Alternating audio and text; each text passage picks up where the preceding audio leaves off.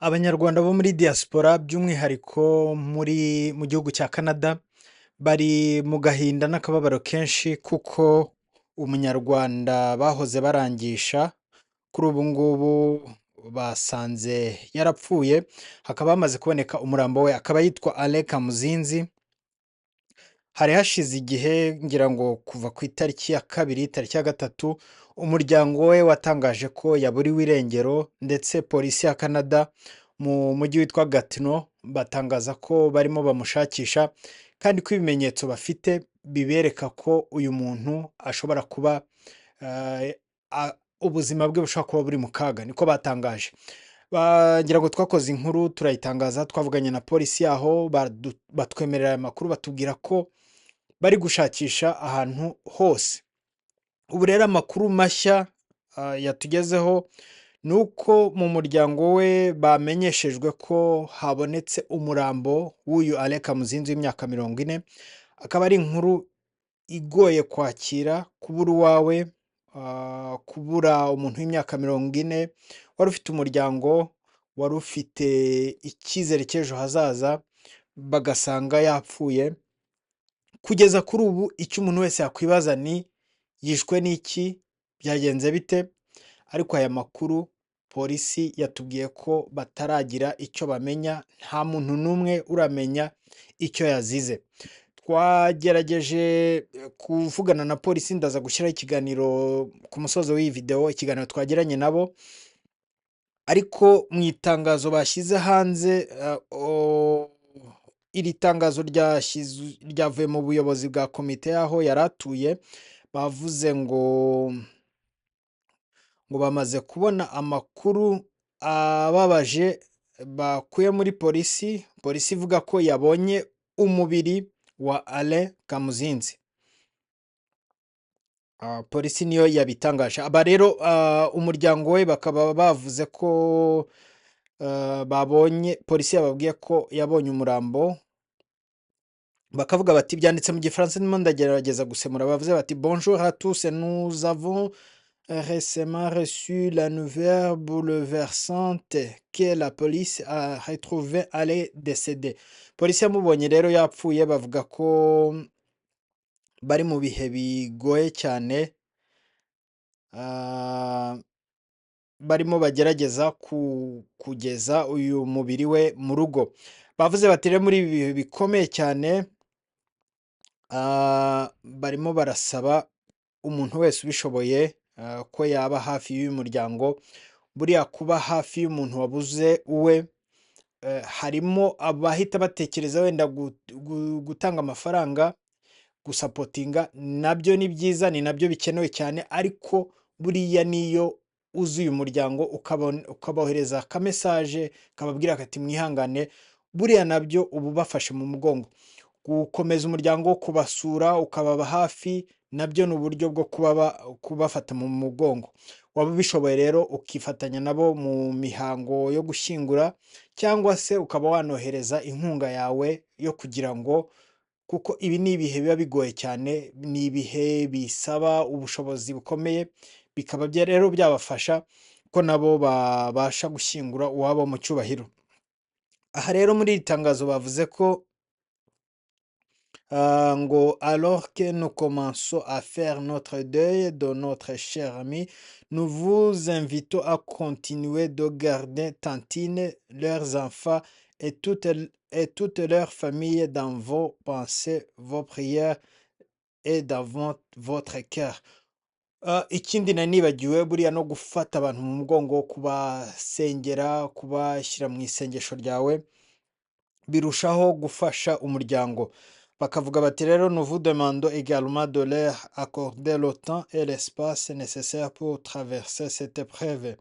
Babasaba ko mwababa hafi, ariko nanone mukagerageza kubumva muri ibi bihe, kuko buriya umuntu wabuzwe rimwe na rimwe aba akeneye n'uyu mwanya wo kugira ngo arirane nawe, agira akagahinda, ukamwumva, ukamuba hafi, ukamushyigikira kuko biba ari ibihe bigoye. Ngira ngo umuntu wese wabuze uwe, umuntu wese wabuze umubyeyi, umuntu wese wabuze umwana cyangwa inshuti, muzi ukuntu bino bihe bigora kwakira, cyane cyane iyo ari urupfu nk'uru rutunguranye, urupfu nk'uru umuntu aba agiye amadosiye ye yose afunguye kuko ntabwo aba yabonye umwanya wo kugira bimwe na bimwe ashyira ku murongo, wo kugira ibyo abwira abantu b'inshuti ze, ibintu bye byose aba asize bigifunguye kandi akazira urupfu nk'uru rusa nk'urudasobanutse, nubwo tutaramenya amakuru neza y'uko byagenze, ariko ni urupfu wavuga ngo ntiyarwaye ngo umurwaze ngo uvuge uti wenda aragusezeye, cyangwa se ngo ubone ibimenyetso runaka bigucira amarenga.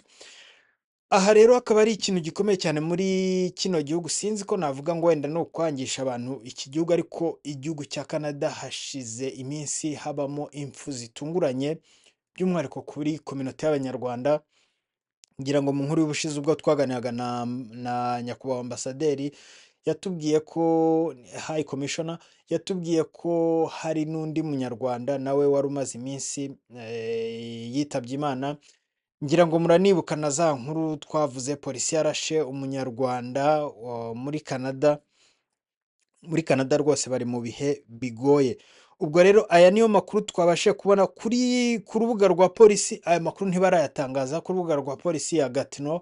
Hariho amatangazo abiri, irya mbere ryatanzwe ku itariki ya 3 z'ukwezi kwa gatandatu batangira kumushakisha, ngira ngo ni tariki 3 z'ukwezi kwa gatanu bamushakisha, irindi rishyirwaho tariki 12, ariko no ku masocial media tariki 8 nabo batanze irindi tangazo bavuga ko bagikomeje gushakisha, batarabona umubiri we cyangwa batarabona amakuru y'aho yaba aherereye.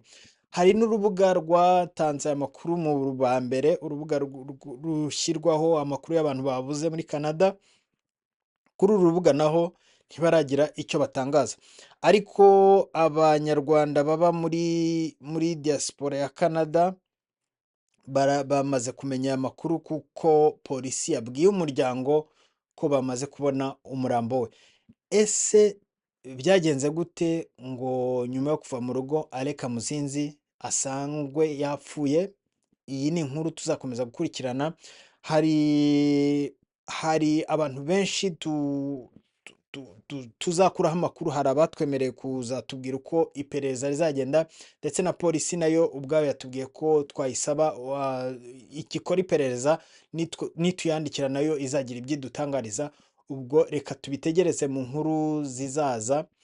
Tukaba rero tubashimira mwese mukomeje kuba hafi y'uyu muryango, tunabasaba ko uwabishobora wese yafata mu mugongo uyu muryango wa Alain Kamuzinzi wo muri Canada.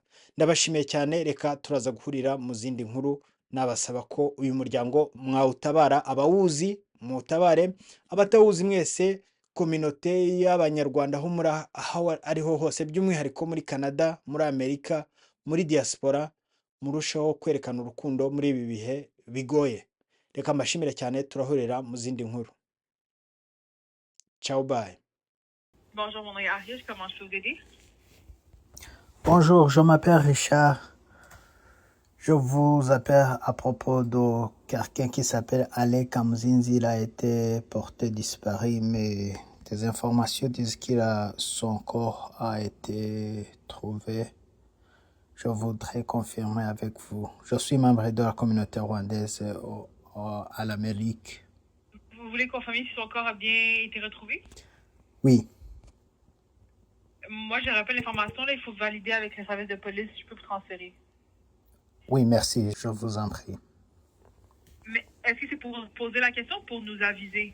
C'est pour poser la question. Parce que... ok, parfait, je vous transfère. Ok. Au revoir.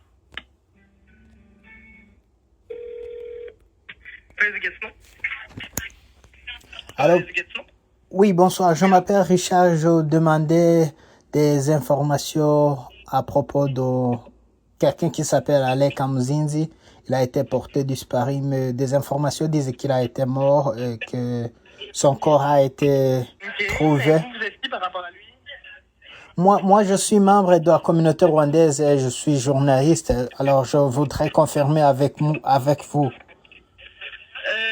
Moi, je peux pas rien vous confirmer au téléphone. Si vous êtes journaliste, peut-être essayer de rentrer en contact avec les médias ou quoi que ce soit. Là, il doit y avoir des informations là-dessus sur le site de la police de Gatineau, mais moi, de toute façon, j'ai pas les informations, là, donc je peux rien vous donner, malheureusement. Là. Est-ce que vous pouvez me dire où est-ce que je peux aller chercher des informations où vous avez posté quelque chose sur le web? J'ai aucune idée, mais comme je vous dis, si vous voulez peut-être contacter le volet média là, de la police de Gatineau, peut-être qu'ils vont pouvoir vous aider avec ça. Là. Donnez-moi une seconde. Je vais aller voir s'il n'y a pas les informations. Là. Donnez-moi une seconde.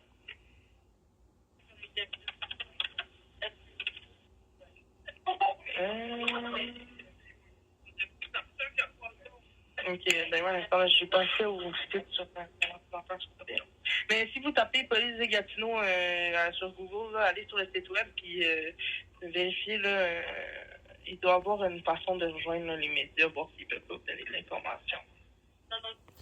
Parce que ce que je trouvais disait qu'il a été disparu, on ne nous donne pas des informations, alors je ne devrais pas dire ce que je ne sais pas. Est-ce que vous avez peut-être des informations à part de ce que vous avez publié? Vous avez d'autres informations? Non, mais monsieur, je peux pas vous donner aucune information. Là. Premièrement, vous n'êtes pas relié au dossier. Deuxièmement, moi, je n'ai pas l'information. Là. Je suis désolé, je peux pas vous aider avec ça pour l'instant. Là. Comme je vous dis, ça serait vraiment de contacter les médias ou d'essayer de... Je pense pas que on va vous donner de l'information autre que ce qui va être annoncé au public. Je peux pas vous aider avec ça pour l'instant. Là. Comme je vous dis, il doit y avoir une... J'essaie de vérifier, là, mais il doit y avoir comme une place, comment ça s'appelle, comme un volet média là, sur les réseaux sociaux pour pouvoir contacter, voir si vous pouvez pas avoir une entrevue ou quelque chose. Là, mais à part ça, malheureusement, je peux pas... Ok. Je peux pas vous aider avec ça. Là. Vous ne pouvez pas me transférer à quelqu'un d'autre? Non, malheureusement, non. Là, pas, de toute façon, en ce moment, si les médias sont pas au travail.